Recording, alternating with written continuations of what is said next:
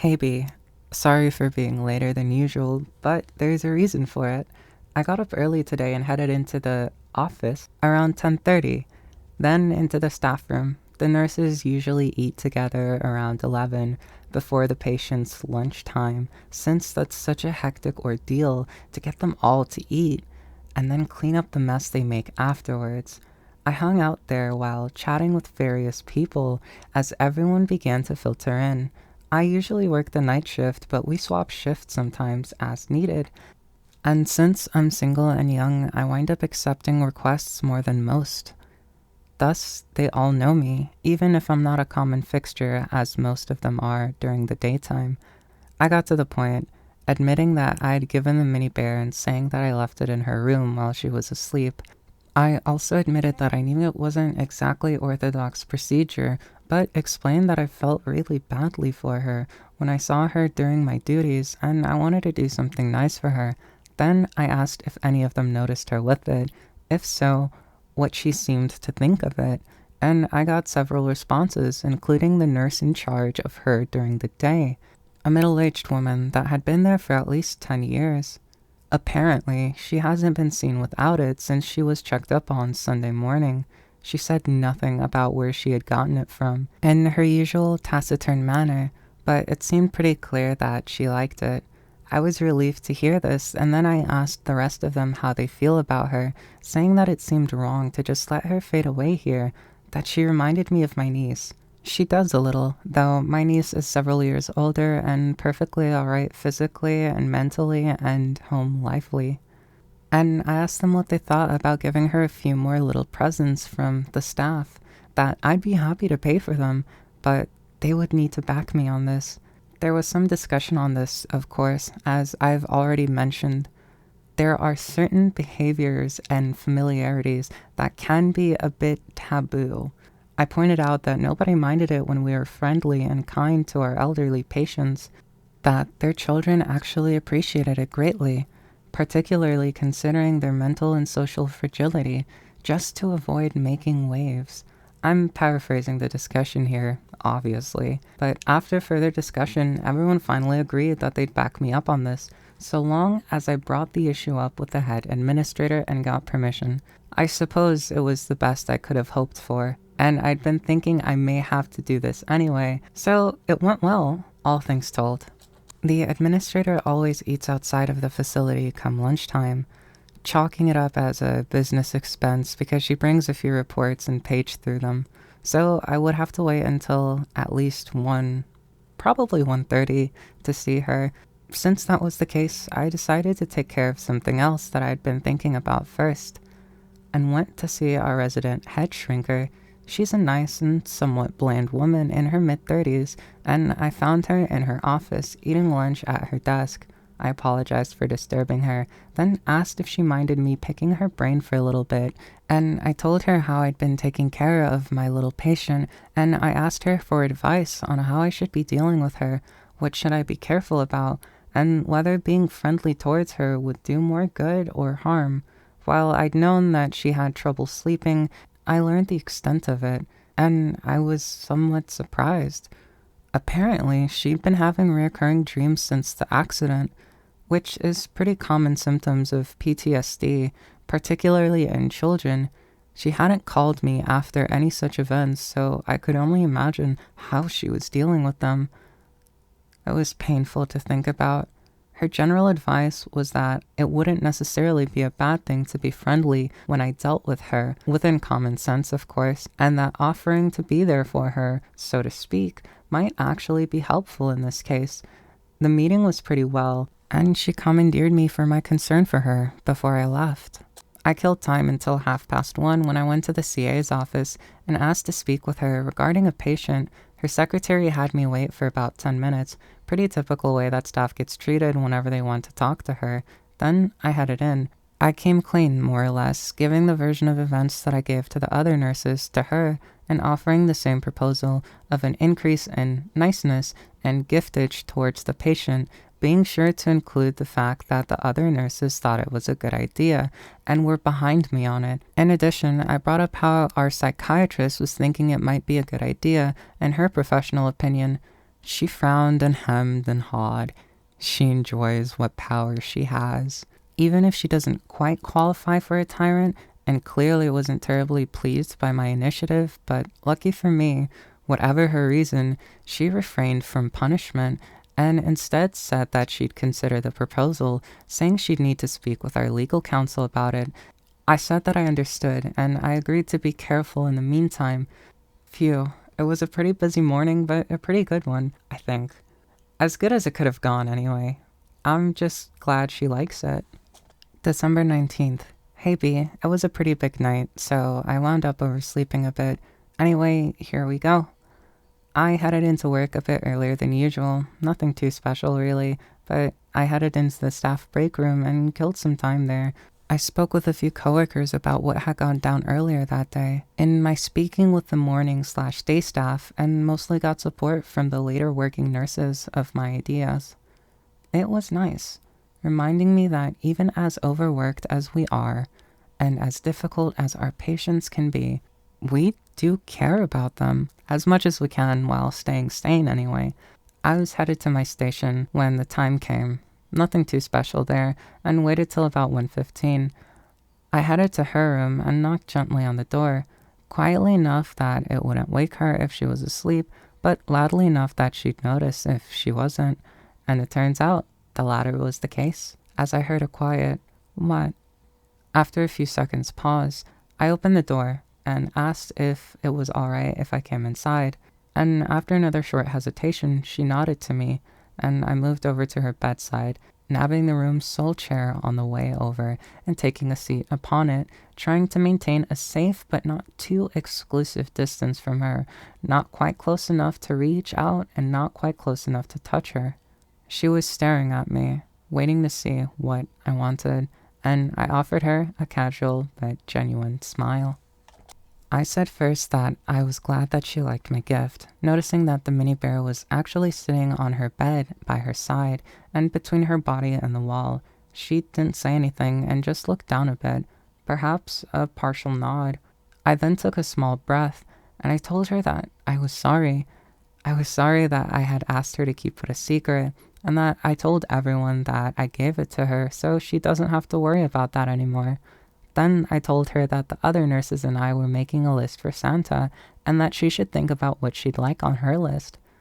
It's hard to put into words, but she looked like an older kid being told something about Santa who plays along to humor a loved one, though they don't really believe in him anymore.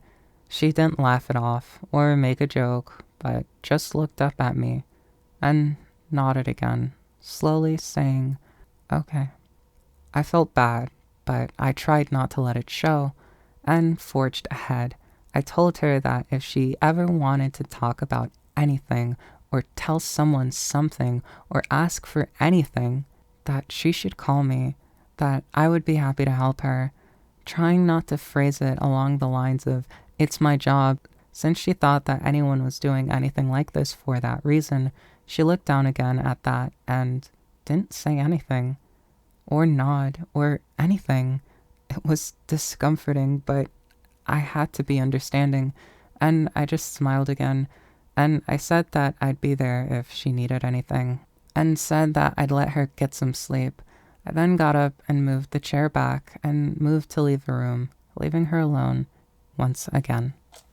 Not much happened for a while then. I killed time as usual, reading through the day's updates on conditions, playing on my DS, reading a new book I'd picked up earlier, answering a call from a man in his 90s that suffers from severe arthritis that sometimes makes sleeping hard around 3:30, and providing him with some painkillers and a sleep aid to help him get comfortable in the meantime. Nothing really special except for what happened when I was on my way back to my station. After I finished taking care of him, I was passing by her room and I heard something.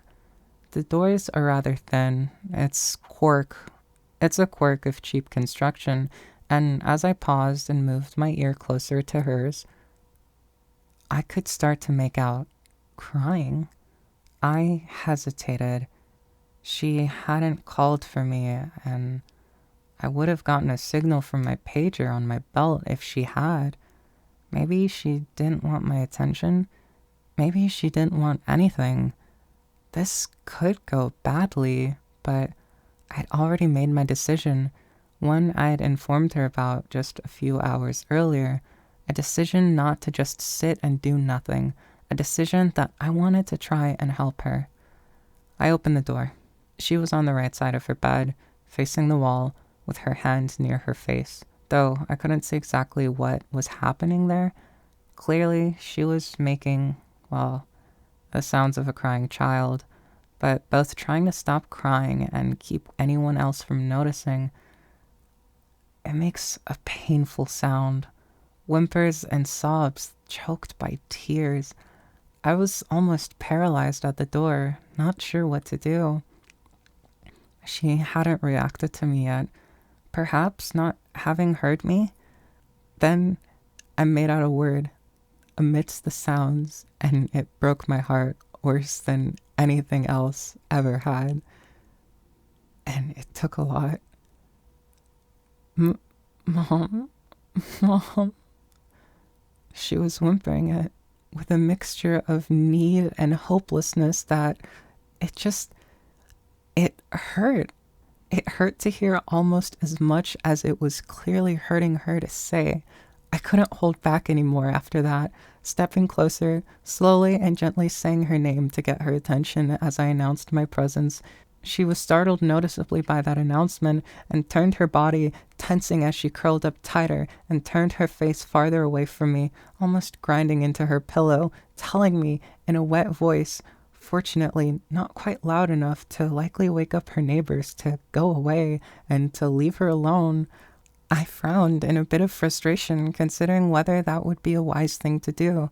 Then I firmed my resolve, and I stepped up to the side of her bed, and I said her name again, quietly, gently, not reaching out yet, still hesitant about going too far and finding no words appropriate for the situation. I didn't say anything else, and could just move to kneel there, watching her, painfully. This went on for another couple minutes, but it seemed like a lot longer, until finally it became too much, and I reached out to carefully rest my right hand on her left shoulder, which was shaking as it seemed to be trying to clamp down to herself, so to speak. I said her name again, and I told her that it'd be okay, that she wasn't alone. Taking a guess from my discussion with the resident shrink yesterday, I told her that the bad dreams can't hurt us if we wake up, and let the light chase them away.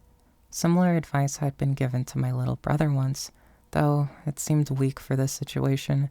She started crying again after I said that, and I was worried that I just made things worse. When she moved to grab my hand and rolled over to face me, her face was soaked in tears, and in such pain. She looked over at me for just half a second, then clenched her eyes shut and started sobbing brokenly.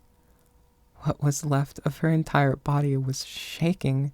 My heart started to ache even worse than it had a moment earlier, and I did what came naturally. Despite all of my thoughts and all of my worries about consequences, I leaned in and I wrapped my free arm around her loosely, just holding her.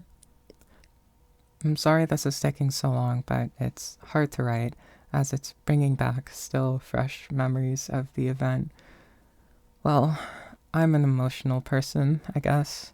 I know, GTFO, etc., but we stayed that way for what felt more or less like a few minutes, though I hadn't checked my watch ahead of time, and I couldn't be sure.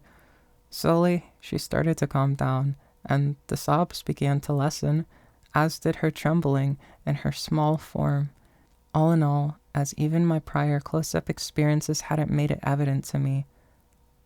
Finally, she was quiet, save for an occasional sniffing, and I drew back, carefully. I wasn't sure exactly what was going to happen, but flinching away as if something bad just happened didn't seem like a good idea at all, for either of us. I looked down at her. Her face was a mess.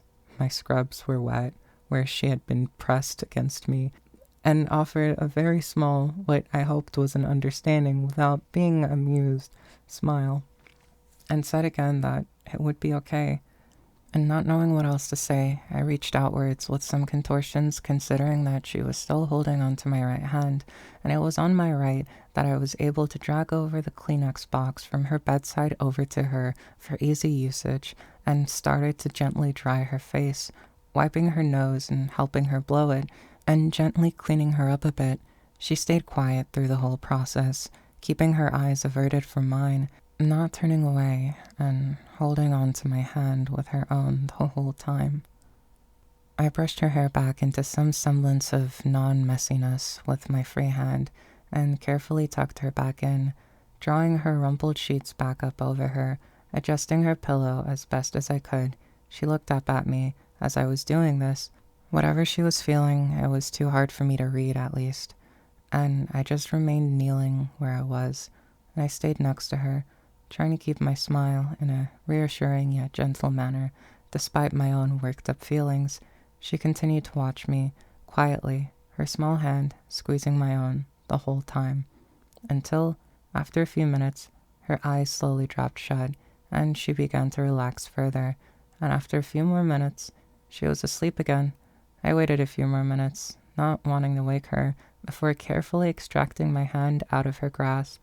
I reached over and found the mini bear under her pillow near the wall, and I slipped it into her curled fingers in my place. Then I stood up, carefully again, and quietly left the room. I walked back to my station, shakily, and the rest of my shift passed mercifully quiet. I wrote a report about what happened, trying to keep it as professional as possible, and to paraphrase, patient had difficulty sleeping due to nightmare, helped calm them down and get them back to sleep. I'd write up similar reports more times than I can count on my other elderly patients, so I wasn't making things up, and I refused to believe that I did anything wrong. I guess I can only wait to see what comes next. Though, anyway, I was wrung out. By the time I got home in the morning, I dropped into bed, which, combined with my getting up early on Monday, left me sleeping late today. Anyway, that's all for last night, B. Sorry this took so long. And just for the record, I'm not so confident that she's trusting me entirely yet, but I hope this can help. I'm just glad that at this point, it went well rather than not well. It's still pretty fresh for me, and I'm still thinking about it all. Like how she might have gone through some similar situations so many times before, and with nobody there for her, for any of them to try and comfort her, all alone. It's pretty overwhelming.